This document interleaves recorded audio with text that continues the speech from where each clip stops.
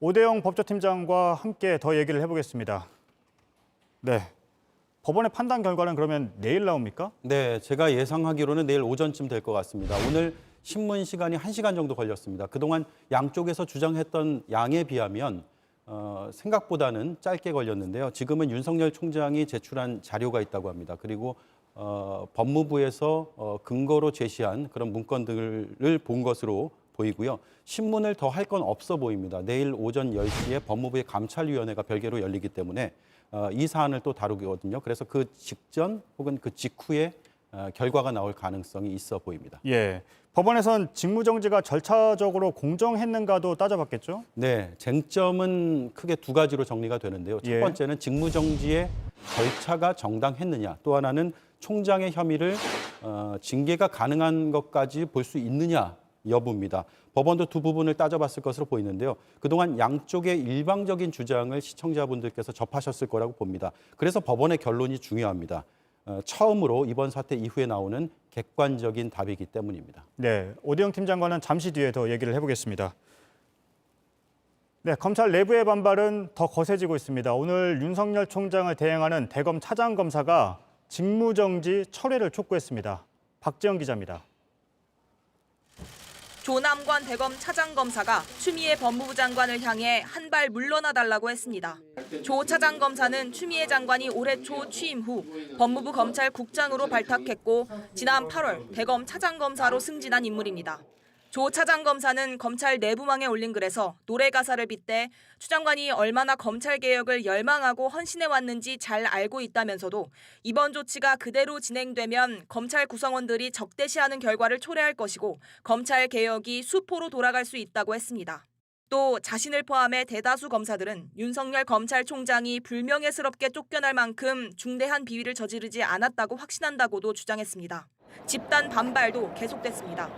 부산지검 서부지청을 마지막으로 전국 59개 모든 지검, 지청 평검사들이 직무정지가 부당하다는 입장문을 냈습니다. 법무부 내부에서도 과장급 검사 10여 명이 집단 항의에 나서기도 했습니다.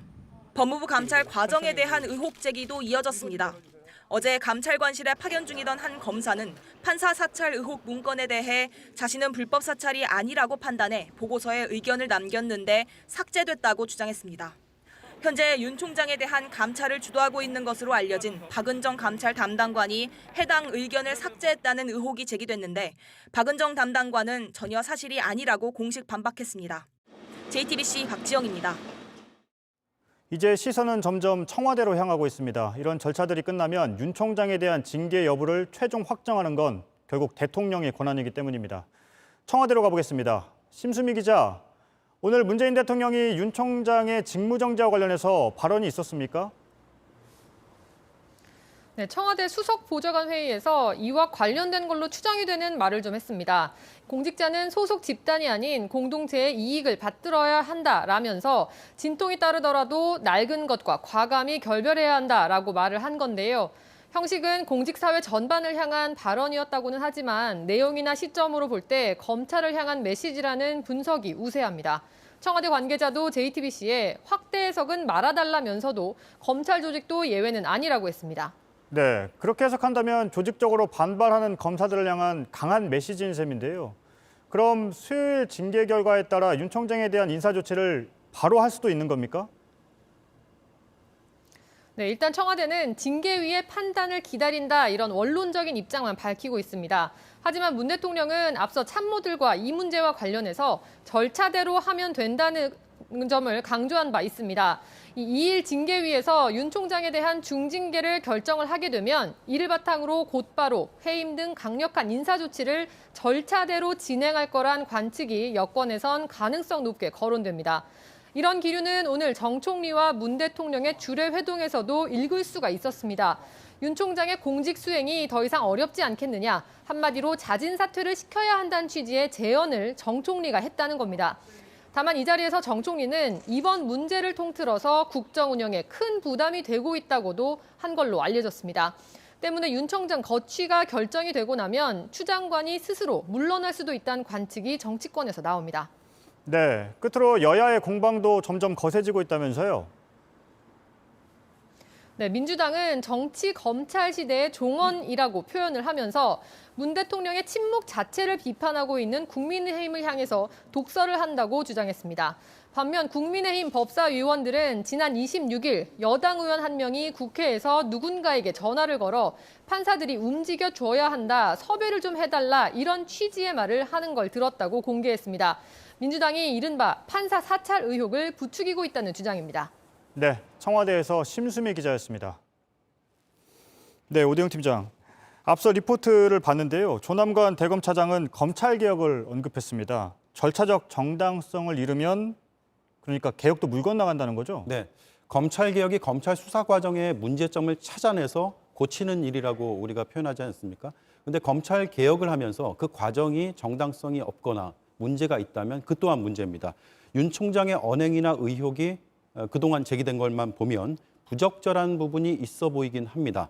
그리고 혐의가 있는 검찰총장의 직무를 법무부 장관이 정지시킬 수 있습니다. 법에 그렇게 돼 있습니다. 다만 필요한 경우, 그러니까 필요하다고 인정할 때에는이라는 전제가 붙어 있습니다. 인정이라는 표현이 있습니다. 다시 말해서 구체적인 증거가 뒷받침돼야 된다는 얘기인데 과연 그런지 좀 지켜봐야겠습니다. 네, 판사 사찰 논란 문건이 이번에 법무부가 제시한 근거 가운데 하나입니다. 이 문건은 어떻게 봐야 합니까?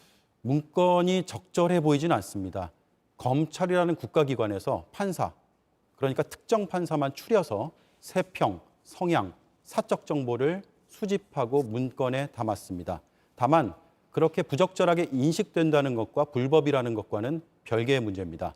불이익을 줄 목적성, 그리고 수집과 관리의 지속성, 직무 범위 밖의 행위인지, 마지막으로 미행이나 도감청 같은 수단이 동반됐는지가 입증이 돼야 됩니다. 네, 이게 입증되는지도 우리가 주목해서 봐야겠군요. 그런데 오늘 법원에 더 구체적인 근거는 제출되지 않았습니까? 저희가 취재한 바로는 더 구체적인 근거가 제출되지는 않은 것 같습니다. 증거가 만약에 더 나온다면 내일 감찰위원회 열리고요. 모레 징계위원회 열립니다. 그곳에서 다뤄질 것으로 보이고 증거가 더 나오지 않는다면 직무 정지와 또 징계 청구가 좀 성급하지 않았느냐라는 비판 여론이 일 수도 있습니다. 네, 모레 징계위에서 해임이나 파면을 의결하면 법원 결론과는 무관하게 총장직에서 내려와야 되는 거죠? 네, 일단 추 장관은 징계 추진을 그대로 할 것 같습니다. 장관이 그 결론을 토대로 제청을 하면 대통령이 이걸 결정하는 최종 결정권자입니다. 네. 어떤 결론이든 앞서 말씀드린 대로 절차와 입증의 문제가 반드시 해소가 돼야 될 것으로 보입니다. 네, 정당성을 잃으면 검찰개혁의 동력이 약해질 수가 있기 때문에요. 네, 저희가 그동안 검찰개혁이 필요하다는 보도를 저희 법조팀이 주도해서 많이 했습니다. 별건 수사 문제 있었고요. 먼지털이식 수사, 그리고 정관예우 문제, 독점적 권한까지 검찰개혁이 필요한 부분이 많습니다. 검찰의 문화도 이번에 문제점이 좀 드러났다고 저는 생각을 하는데요. 과거에 검사들의 비위나 비리가 여러 건 불거졌습니다. 하지만 집단적으로 검찰 내에서 성명을 내면서 철저한 수사를 촉구한 적을 본 적은 없습니다. 이번에는 한 목소리였습니다. 그러니까 부당함이라는 것에 대해서 치우치지 않고 항상 정의를 말할 수 있는 그런 조직의 문화인가라는 점에 대해서는 의구심을 가지고 있습니다. 저희 법조팀은 장관과 총장의 이 갈등에 매몰되지 않겠습니다. 검찰 개혁이라는 시대적 과제와 화두에 늘 관심을 갖고 이게 덮이지 않도록 계속 취재하고 보도하겠습니다. 네, 잘 들었습니다. 오대영 법조팀장이었습니다.